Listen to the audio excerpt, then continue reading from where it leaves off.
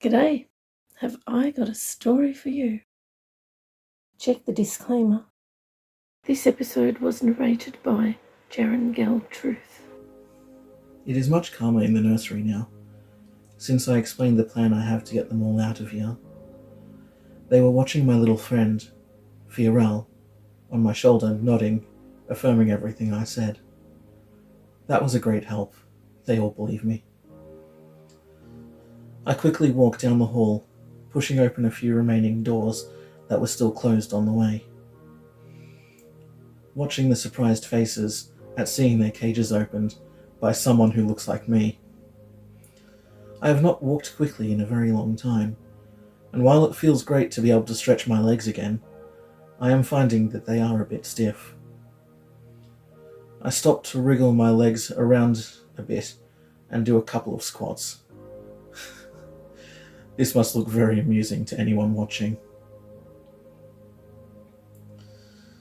I look for Fiorel on my shoulder. I do not see her, but I know she is there. She has been trying to hide it, but earlier she was thinking that she would love to be a mum. But the babies are already as big as she is. There is no way she could even lift one.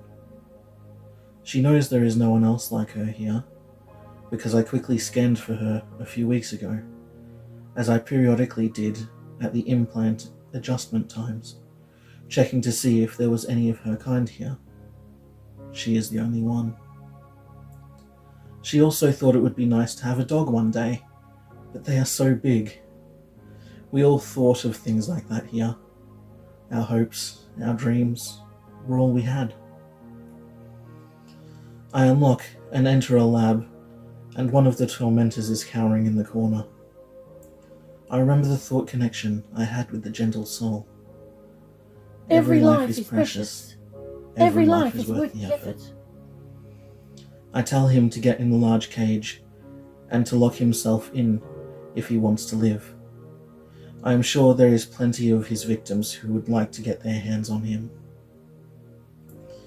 I then ignore him and show Fiorel the guinea pig, who already knows we are coming and is waiting for us, still in the small cage with the door wide open. I was going to ask Fiorel to look at her left wrist, but she is already clutching her wristband in anticipation. I forgot that with our mind connection still intact, she knows that I slipped a white band on her wrist when I helped the mums and babies. I gave her the baby-sized one around her small wrist 3 times so it wouldn't fall off. I was hoping this would be a surprise. As I put my large hand at the doorway of the tiny guinea pig's cage, it runs up my arm and makes cute noises as it snuggles down into my little friend's arms. I hand her the other wristband, and the guinea pig pushes its head through, knowing what this means, and happily wears it as a collar. I can see that when Fiorel saw this idea in my mind earlier, she was not sure if this little creature really existed. She was thinking that all this cannot be real. Does this little creature really exist, or are they doing some sort of mind experiment on me? It cannot be possible to really feel this good. I am not going to let myself believe it until we are safely out of here, and I can somehow prove to myself that this is all real. She cries as she gently strokes her little guinea pig, who has made itself comfortable, completely covering her small lap with half its body. She puts her left arm over the little creature protectively, and with her other arm, she hugs my earlobe, hoping, wishing that this is all real.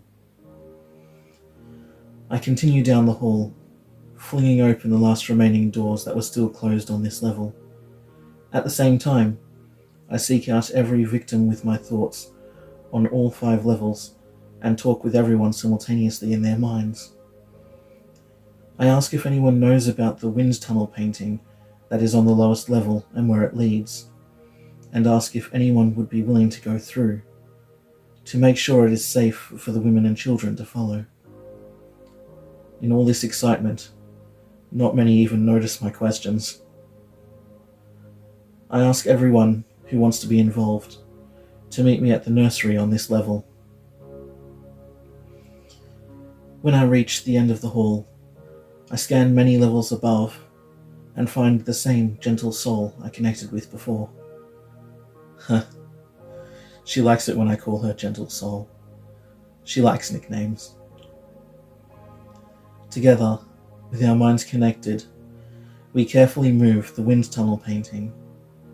We secure an air pocket around it and bring it from the lowest levels directly up 2 levels, dealing with the ceilings, floors, dirt, and rocks.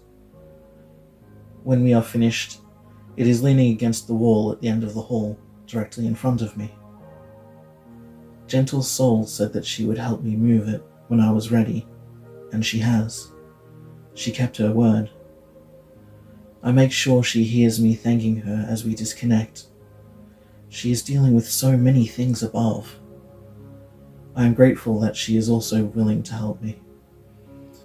I am sure the other levels would have been too small for me to enter through the small doorways to retrieve the painting. This painting has been at this facility as long as I have. I knew this painting was still here a few weeks ago, from watching the minds of the tormentors when my implants were adjusted. It is good that the speed of thought is so fast. I could accomplish a lot in the few minutes they took to adjust them. Even though I know this is a wind tunnel painting, I am not sure where it leads. Not one of the tormentors knew. They could only guess. I know that some of these wind tunnel paintings, and some wind tunnel mirrors, were made to only respond to certain DNA. I am hoping that this is not the case with this painting. I know that 3 tormentors went through a few years ago, but no one has heard of them since. None of the other tormentors here, anyway. I am hoping they just stepped through, without having to obtain certain DNA to do so. There are many of us who need to use this wind tunnel, so I am hoping it does not lead to a small room, or a jail cell, or just somewhere not big enough for us all. I hope it leads to the surface, to a nice big paddock. Just somewhere we can all go together and be safe. I know that Gentle Soul was wondering if she might be able to use it after us, although it would not be easy getting it to the upper levels. I do not know how she would do that. She didn't know either. When we arrive back at the nursery, I know that there are 7 new people waiting for us. Or is it 4 people? I only see 4, but I hear the thoughts of 7 new people. I see 3 men, 2 of them with thick messy hair. They are identical. They must be twins. And the other, taller man is standing with the woman. The tall man, well, taller than the rest of these short people here, approaches me with his hand out. Oh, he wants to shake hands. I like it. I raise my 2 enormous hands so he can see that it is not really possible. The man chuckles, puts both his hands in his pocket, and says, "G'day, mate. I heard you in me head. I thought I was going bonkers till I saw the others gabbing on about it. Dimitri's the name, Dim for short. 'Cause, let's face it, who'd want to be known as Dim? I'm here to help. I dragged me twin along with me. Her name's Angela, Ange for short. I thought she might be able to find her ankle biters here. I've been told that you can help with that." Ankle biters? Oh, babies. I can see what he means by his thoughts, but what an unusual way to speak. Why would he speak like that? Oh, I see. He has been living on the surface, gathering information for these tormentors so that they would not hurt his sister. I look at his sister, Ange, who seems to have already made friends with the girl who had the triplets. Wow, for 2 people who just met, they already seem to have a strong bond. I like it. Give me a minute. I say while I connect to minds. Among the babies, only the girl's triplets seem to think they belong to Angela. How can they have two mums? I check again to make sure. Oh. I turn to Ange and say, You have 4 children here. Ange goes to the side of one of the cots with many babies in it, and I can see that the girl is hoping that they are not the 3 that chose her. She is so happy with her 6 babies. I say, None in there. and she hurries over to the other cot, and I let her know that her children are not in the cots. Angela looks around the room. Where are my children? She asks. You said I had 4 here. Where are they? I walk towards the girl with the triplets in the pram and say, Here. Both Angela and the girl are alarmed, but I place my huge finger on the shoulders of the girl and I say, Angela, this is your daughter. You have been here a long time. What do you mean? Angela asks. She can't be my daughter. She must be at least 12 years old. Do you mean one of the babies? Aren't they all hers? Please, let me explain. This girl is your daughter. I know this because her triplets know that you are their grandma. Grandma? Angela can hardly believe it. I'm young. I'm not old enough to be a grandma. Dem puts his hand on her shoulder, looks very amused and says, Nice to meet you, Granny. You're not funny. Angela says as she slumps to the floor. How could babies know? Just hear me out. I can explain. I tell her. You were 4 years old when you were abducted, along with your 2 siblings. I know you do not remember, because I had to access a part of your memories that have been, let's call it buried. You and Dimitri are 2 of the triplets that went missing in 1952. It is now 1968. You are both 20 years old, and your sister is gone. Only you 2 survived. I am so sorry. Angela, you were given fertility drugs. You had your first babies when you were only 8 years old. They were twins.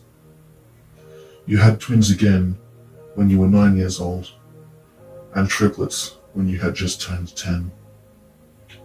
You did not tell anyone, but you named all your babies. I would like to introduce you to Angelica, the only triplet that survived. This is your daughter. She is 10 years old and recently had triplets, just like you. The girl, Angelica, also slumps to the floor crying. A mixture of grief for her siblings that she never knew, but also relief knowing she has a mum. She belongs to someone, and those 3 babies really are hers. All of these babies know who they belong to. I explain. Babies very quickly learn how to recognize. Actually, it's sort of hard to explain. Angela is no longer listening to me, and I am grateful that I do not have to try to explain after all. Angela is now hugging her daughter, telling her that she now remembers naming her Angelica after her sister who passed, and that she is also glad that she survived. Hey, big bloke. Dem says, Are you sure about those dates? I don't feel like I'm 20. I thought I was 12. I let him know. My name is Alistair, and yes, I am sure. It felt so good to say my name out loud. I am no longer a nobody. I have a name. I am somebody. I am Alistair, defender of the people. I know from her thoughts that Fiorel likes my new name. I look at her to see if she is smiling, but she is once again unseen. I turn to Angela. You have another 3 children here, Ange. Yes, I know. she says between sobs. My 3 grandchildren. No. I answer. I mean, yes, you have 3 grandchildren here, but you also have 3 other children here. What do you mean? She asks. I don't see any others. Where are they? I knew there were 7 new people when I arrived back here. 3 were just unseen.